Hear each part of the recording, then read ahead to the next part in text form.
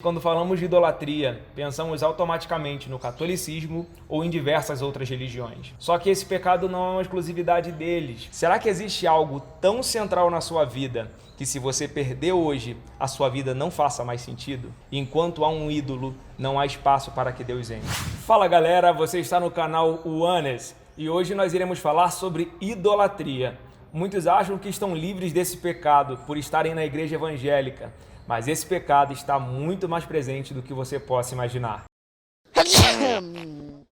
Bom, gente, quando falamos de idolatria, pensamos automaticamente no catolicismo ou em diversas outras religiões. Só que esse pecado não é uma exclusividade deles apenas, mas é uma exclusividade de todo ser humano, pois aonde Deus não é o centro, há espaço para a idolatria. E por que não pensarmos também em termos intermediadores? Isso é uma anulação da própria obra de Deus, é uma anulação da suficiência de Deus em nossas vidas. Ele é suficiente.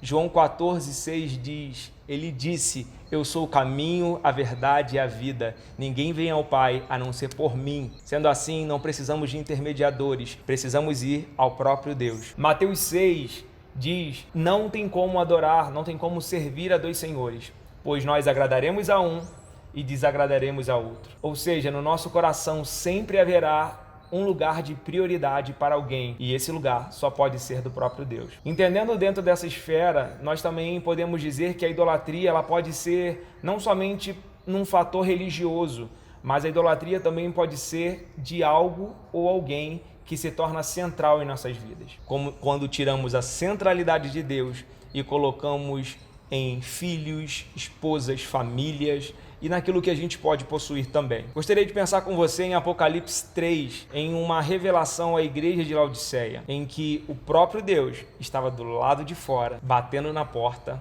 querendo entrar. Porém, não era possível ele entrar, porque existia uma casa ocupada. E ela estava ocupada por algumas coisas. O contexto da cidade de Laodiceia é muito interessante, e através dele a gente consegue entender muito bem essa fala. A cidade era uma cidade rica que possuía muito ouro, que tinha uma lã negra muito preciosa e também era referência oftalmológica. Por isso, a destinação de Deus dizendo nessa carta que a igreja de Laodiceia, mesmo sendo muito rica, ela era pobre espiritualmente.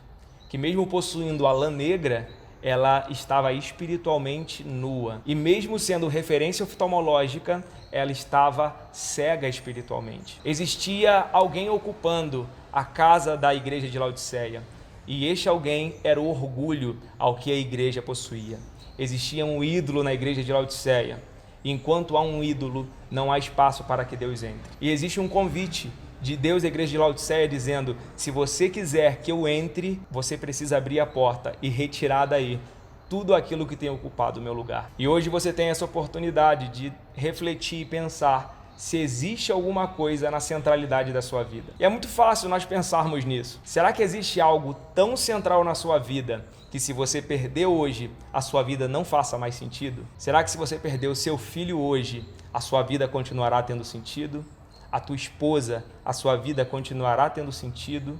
Se tudo aquilo que você possui, você perder, a sua vida continuará tendo sentido? Se a sua resposta foi sim para uma dessas perguntas, possivelmente existe um ídolo na sua vida. Você não está se dedicando plenamente a Deus, porque Mateus 6 vai dizer que não é possível adorarmos a dois senhores, porque nós nos dedicaremos mais a um do que a outro. Um bom exemplo sobre idolatria é encontrado em 2 Reis 18, onde o rei Ezequias assume o reinado do seu pai Acais, que era um homem idólatra que tinha levantado diversos altares pagãos. E ele, entendendo que existia necessidade da centralidade de Deus e exclusividade, ele destrona todos esses ídolos, ele quebra todos os altares, ele reabre a porta para a adoração ao único Deus, e as mãos do Senhor são estendidas para o reinado de Ezequias. Quando a gente olha para esse exemplo, a gente entende que precisa haver um lugar de exclusividade para Deus. E quando esse lugar é estabelecido, quando a porta é aberta para que Ele entre,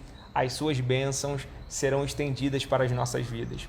Nós encontraremos a paz que excede a todo entendimento, e essa paz que está disponível para você. Identifique na sua vida se existe algo, como eu disse, tão central, seja filho, seja posse, seja até mesmo a sua posição hoje, que talvez esteja tomando o lugar de Deus na sua vida. E eu te convido a abandonar, a deixar e abrir a porta para que Deus entre e se relacione com você.